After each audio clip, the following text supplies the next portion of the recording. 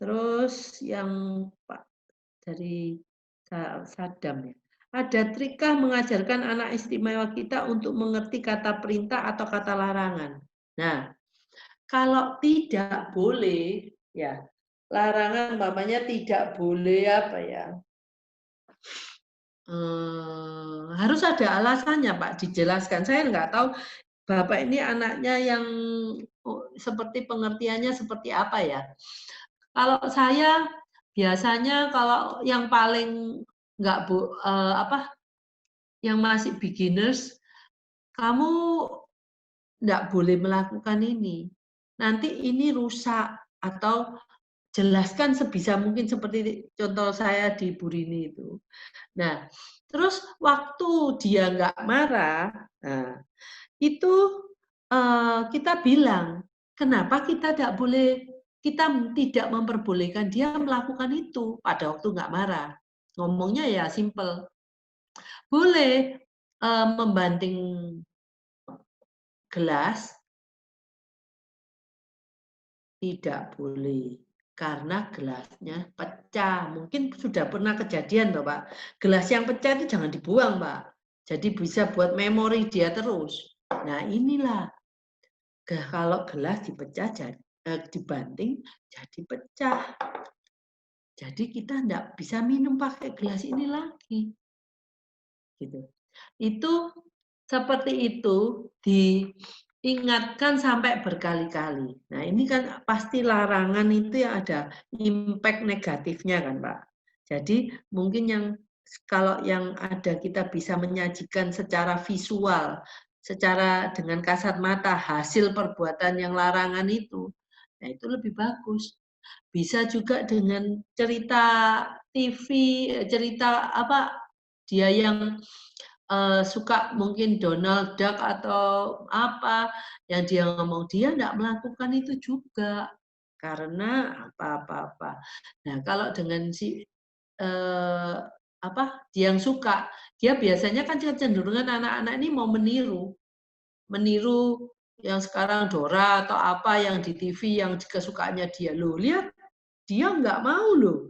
Dia nggak mau, dia nggak minum dari gelasnya loh. Gelasnya tidak dibanting loh.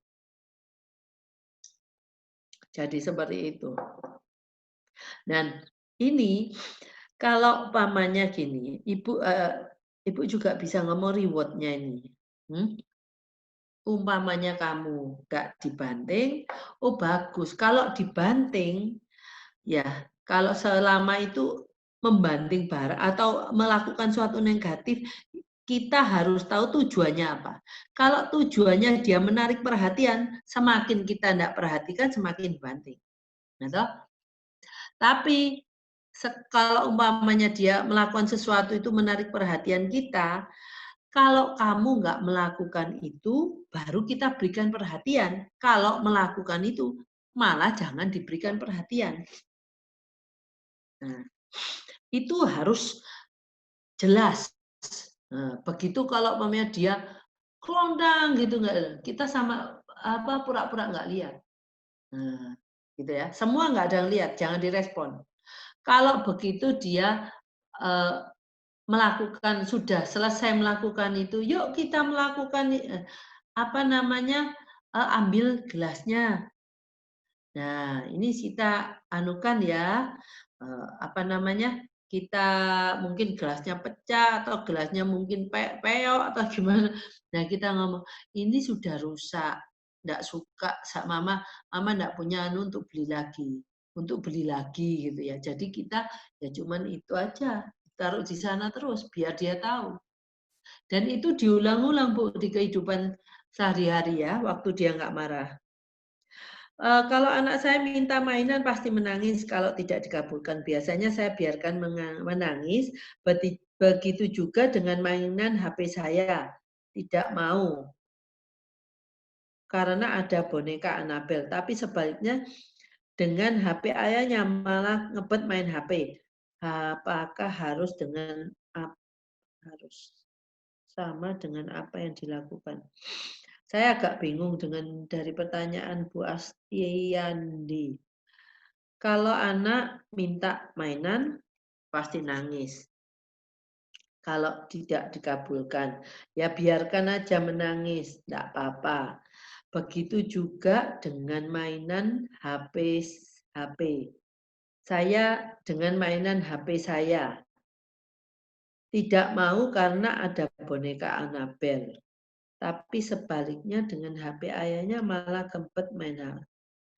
Ya gini Ibu, saya tidak terlalu ngerti pertanyaan Ibu. Tetapi saya pikir kalau intinya gitu Bu, kontrol itu kalau dia masih kecil, kontrol itu di tangan orang tua. Ya. Jadi nanti kalau memang dia bisa kontrol di tangan orang tua, dia bisa mengikuti apa yang diinginkan orang tua, itu sudah bagus.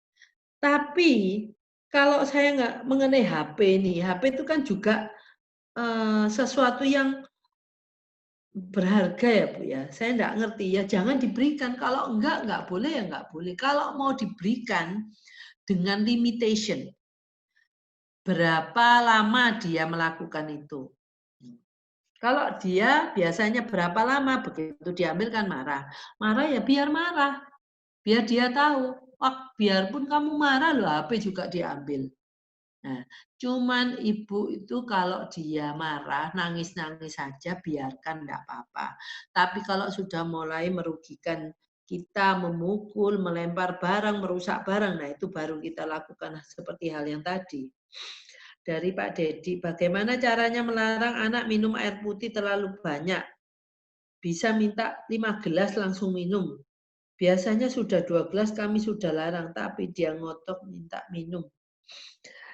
Saya ini mungkin bisa dianukan ke dokter ahli ya. Mungkin ini ada problem apa ya? Kenapa dia minum sampai segitu banyaknya gitu. Kalau ini kita nggak bisa melarang kalau kita nggak tahu kenapa anak ini sih sebenarnya, gitu ya. Mungkin lebih bagus Pak Dedi konsultasi sama dokter ahli dulu. From Sofia Kaunan, anak sudah mengerti benda tapi untuk disuruh berbicara sulit. Ini Bu, untuk berbicara itu kita harus bisa punya oral planning, oral motor planning, planning otot-otot di area wajah. Ya. Nah, kalau dia ini oral motor planning ini paling akhir dan paling sulit di antara motorik kasar, motorik halus. Ya, kalau motorik biasanya motorik kasar anak-anak itu pinter, banting-banting apa sesuatu yang kasar itu mereka pandai. Tapi kalau motorik halusnya itu tidak bisa atau sulit sekali bagi dia, maka motorik halus harus dilatih dulu. Nah, oral motor itu juga bisa istilahnya gini, pathway antara motorik yang ada di wajah dan otak itu tidak connect dengan sempurna. Maksudnya kayak connect dengan sempurna itu gini, jalannya itu nggak ada. Maka kita itu harus bikin jalan itu terus dengan cara melatih semua otot-otot yang ada di wajah, gitu ya.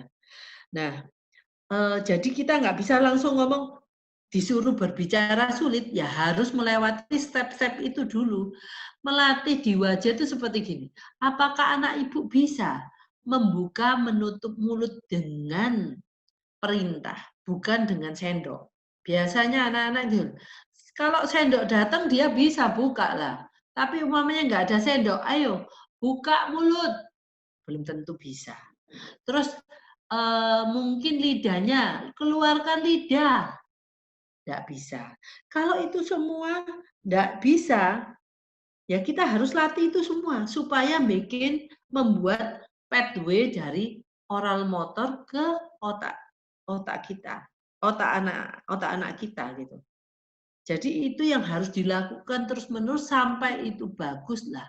Barulah kegiatan berbicara itu adalah series of action, ya Pak. Aktif serius itu kumpulan beberapa kegiatan yang berkaitan dengan seluruh dengan sebagian atau seluruh motorik oral. Maksudnya lidah, pipi, mulut, apa, pipi, rahang, nah itu semua. Kalau dia bisa menjalankan itu dengan sadar, maka membuat kata-kata, suara yang kita mauin itu mudah bagi mereka. Jadi itu.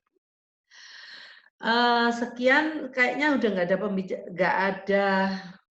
ada pertanyaan lagi. Saya sudah jawab semua. Saya harap sharing saya berguna buat ibu-ibu dan bapak-bapak di sini. Nah, memang ada yang ini adalah sesi kepatuhan. Mungkin saya pengen mengajarkan skill dasar yang harus dipunyai oleh anak-anak ini. Kenapa harus diajarkan skill-skill dasar itu? Itu yang mau kalau ibu dan bapak nggak ada yang memberikan suggestion ke saya akan melakukan seminar dengan sesi judulnya skill dasar yang harus dikuasai oleh anak-anak ini. Itu ya. Oke, selamat siang untuk ibu-ibu, bapak-bapak yang sudah mengikuti sesi seminar saya. Terima kasih atas waktunya. Semoga saya bisa apa yang saya sharekan bisa benar-benar mengilhami ibu-ibu untuk menghadapi anak-anak ibu di rumah. Oke, terima kasih. Selamat siang, selamat berakhir pekan.